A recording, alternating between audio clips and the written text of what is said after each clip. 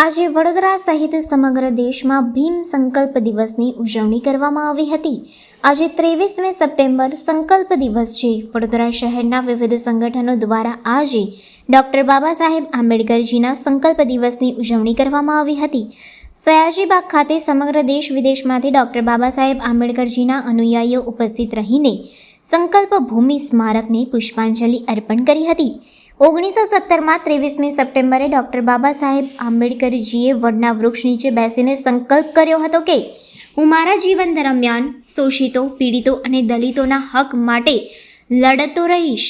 ત્યારથી આ ભૂમિ સંકલ્પ ભૂમિ તરીકે ઓળખાય છે। આજે ભીમ સંકલ્પ દિવસ નિમિત્તે ભીમ સંકલ્પ મહોત્સવ સમિતિ દ્વારા ભીમ સંકલ્પ સ્મૃતિ ભવન ખાતે સંકલ્પ દિવસની ઉજવણી કરવામાં આવી હતી, જે અંતર્ગત સવારમાં બુદ્ધ વંદના સ્મૃતિ ભવનથી રેલીનું આયોજન કરવામાં આવ્યું હતું, જે સંકલ્પ ભૂમિ પહોંચી હતી, જ્યાં ધમ્મ સભા યોજવામાં આવી હતી।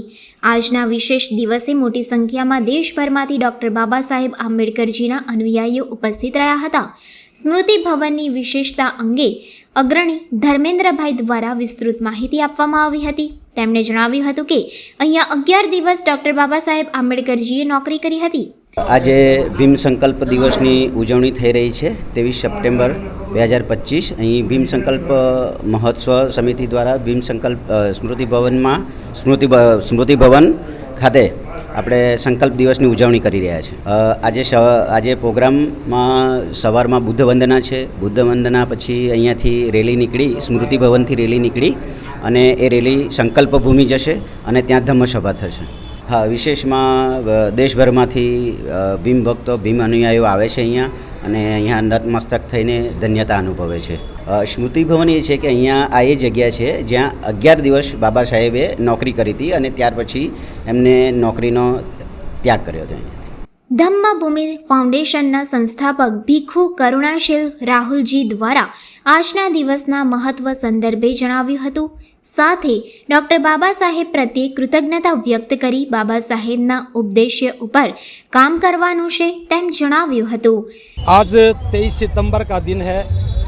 23 सितंबर 1917 को बाबा साहब डॉक्टर अंबेडकर यहाँ से नौकरी से त्याग पत्र दे करके संकल्प भूमि में जा करके जो सयाजी पार्क है वहाँ एक संकल्प लिया था। उसी संकल्प की वजह से इस देश को एक सुंदर स्वरूप मिला है। हम जैसे करोड़ों करोड़ों लोगों को नया जीवन मिला है।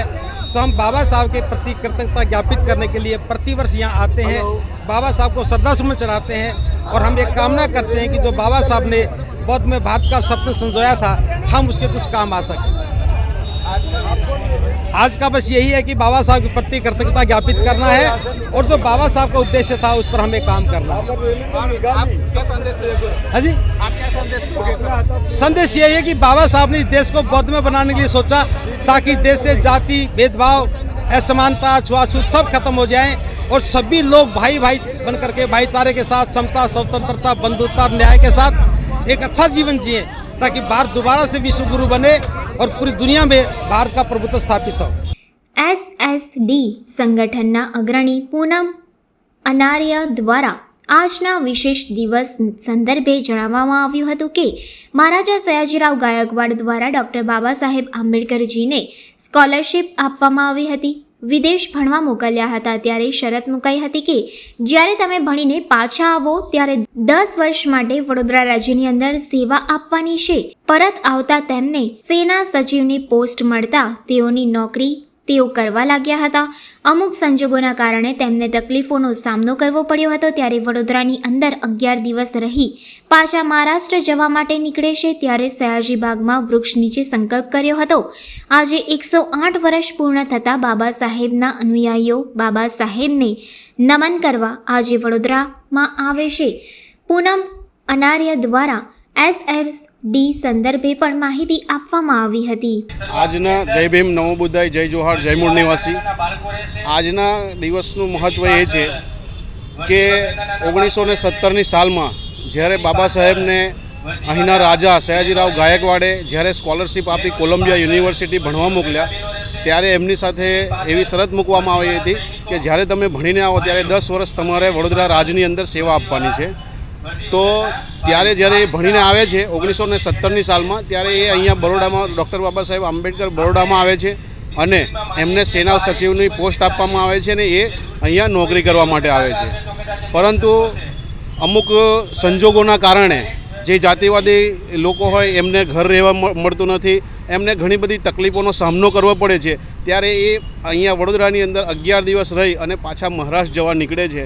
તો જ્યારે નીકળતા હોય છે ત્યારે આપણા સયાજી બાગની અંદર, જે કમાટી બાગ તરીકે ઓળખીએ છીએ, જેને સંકલ્પ ભૂમિ તરીકે ઓળખીએ છીએ, એ બાગની અંદર એમની ટ્રેન જે હોય છે સ્ટેશનની, એ 4 કલાક લેટ હોય છે. તો એ ત્યાં સમય પસાર કરવા માટે ઊભા રહે છે, બેસે છે અને બેઠા બેઠા સંકલ્પ કરે છે કે હું આટલો ભણેલો ગણેલો વ્યક્તિ, વિદેશમાંથી ડિગ્રી લઈને આવેલો વ્યક્તિ, સૂટ બૂટમાં છું અને તે છતાં પણ જો મારી સાથે આવું વર્તન થતું હોય તો મારો જે સમાજ છે એ અભણ છે, ગરીબ છે અને એની પરિસ્થિતિ બિલકુલ સારી નથી. તો આમની સાથે કેવું વર્તન કરતા હશે? તો એ દિવસે એ 25 વર્ષનો યુવાન ડૉક્ટર બાબા સાહેબ આંબેડકર આ વડોદરાની ધરતી ઉપર સંકલ્પ કરે છે કે આ જે પ્રથા છે, આ જે વ્યવસ્થા છે, એ વ્યવસ્થાને હું બદલીને રહીશ અને જો આવું કરવામાં હું નિષ્ફળ ગયો તો મારા હાથે ગોળી મારીને મરી જઈશ. પણ તે છતાંય એમણે એ સંકલ્પ લીધો હતો અને એ સંકલ્પને આધીન આજે 108 વર્ષ પૂર્ણ થયા છે. અને એ નિમિત્તે ભારતભરમાંથી જે બાબા સાહેબના અનુયાયી જે બહુજન સમાજના લોકો છે એ બાબા સાહેબને નમન કરવા અહીંયા 23 સપ્ટેમ્બરે આવે છે. એસએસડીનું વિશેષ એ છે કે એસએસડી પોતાના એજન્ડા પર કામ કરે છે, TTT પર કામ કરે છે. ત્યારબાદ એમાં કોઈ પણ પ્રકારનો પદ, હોદ્દો કે કોઈ પણ પ્રકારનું ફંડ ફાળો લેવામાં નથી આવતો. ફક્ત ને ફક્ત પોતાના પૈસાથી પોતાના સમાજને મહાનાયકોની વિચારધારા આપવાનું કામ કરે છે અને જોડવાનું કામ કરે છે.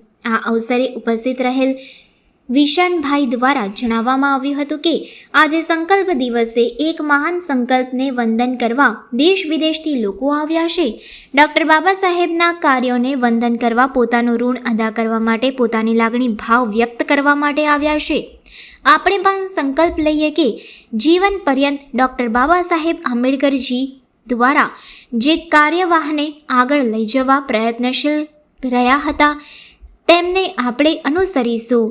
તેને વાચા આપીને સમજીએ અને જાણીએ તથા તાકાતથી એ દિશામાં આપણે સૌ આગળ વધીએ. જય ભીમ, નમો બુદ્ધાય. આજ રોજ બરોડાની ધરતી ઉપર 23 સપ્ટેમ્બર એક સંકલ્પ દિવસ. આજ ડૉક્ટર બાબા સાહેબ આંબેડકર મહામાનવ એક મહાન સંકલ્પને વંદન કરવા માટે આજ ગુજરાત બહાર, દેશ વિદેશથી આ ધરતી ઉપર લોકો ડૉક્ટર બાબા સાહેબ આંબેડકરના સંઘર્ષ, ત્યાગ, બલિદાન, જ્ઞાનને વંદન કરવા માટે આ ધરતી ઉપર ઉપસ્થિત થાય છે. એ સંકલ્પ એક માનવતાનો સંકલ્પ, એક સમાનતાનો સંકલ્પ, એક માનવયુક્ત જે ગરિમા હોઈ શકે તમામ માનવોની, એ સંકલ્પ સાથે જીવનના હરેક પાસાઓ ડૉક્ટર બાબા સાહેબ આંબેડકરના આ બહુજન સમાજ એ તમામ કાર્યને વંદન કરવા માટે, પોતાનું ઋણ અદા કરવા માટે, પોતાની લાગણી, ભાવ અને આજ આ 23 સપ્ટેમ્બરે લાખોની સંખ્યામાં લોકો બરોડાની અંદર ઉપસ્થિત થાય છે. તો આજના દિવસે આપણે પણ સંકલ્પ લઈએ કે આ જીવન પર્યંત ડૉક્ટર બાબા સાહેબ આંબેડકરે જે કારવાને આગળ લઈ જવા માટે જે પ્રયત્નશીલ રહ્યા છે એને વાંચીએ, એને સમજીએ, એને જાણીએ અને તાકાતથી એ દિશામાં આપણે કામ કરીએ. યુવાનોને ભલામણ વાંચીએ, ખૂબ સાંભળીએ અને પછી આપણા રસ્તા ઉપર પૂરી નિષ્ઠાની ઈમાનદારીથી કામ કરીએ. એ જ અભ્યર્થના સાથે આપ સૌને સાદર જય ભીમ, નમો બુદ્ધાય. તમારા એક ટોનમાં કંઈક કેવું હોય તો ના, આજના દિવસે બસ આ ઘણો આનંદ થાય છે. આ દૂર દૂરથી દરેક જિલ્લાઓથી લોકો જ્યારે આવે છે અને એને મળવાનું આ એક અવસર પ્રદાન થાય છે. આ ધરતી ઉપર હરેક આંબેડકરવાદીઓ આ તાકાતથી આ ધરતી ઉપર ઉપસ્થિત થાય અને એકબીજાને મળવાનો અવસર આ પ્રદાન થાય છે આજના દિવસે, એનો આનંદ છે. જય ભીમ, જય સંવિધાન, જય મૂલ્યશ્રી, જય જોહાર, જય મીમ. આજ રોજ રાષ્ટ્રીયધામ સંકલ્પ ભૂમિ પર ડૉક્ટર બાબા સાહેબ આંબેડકરના 109 વર્ષ સંકલ્પ ઉત્સવના પૂર્ણ થયા છે. આ બહુજન સમાજનો આજે આ મુક્તિ દિવસ, કરોડોની જન્મદિવસની આજે હર્ષોલ્લાસથી મનાઈ રહી છે. અને અહીંયા ગાડી સમસ્ત જે ભારતની માતા બહેનો એ લોકોનું આ એક રાષ્ટ્રીય એવું પવિત્ર ધામ છે. અહીંયાથી દરેક લોકોને ન્યાય અધિકાર મળ્યા છે અને આજે અમારા મહામારાનો જે સંકલ્પ લીધો એ સંકલ્પથી આજે અમારો સમાજ ઉજળો છે અને આજે આ દિવસ અમે હર્ષોલ્લાસથી મનાવીએ છીએ. જય ભીમ. આજે અમે દર વર્ષની જેમ આ વર્ષે ભોજનનું આયોજન કર્યું છે અને આ આયોજન અમારા બહુજન સમાજ અમને આપે છે. અમે માત્ર કોર્ડિનેશન કરનારા છે.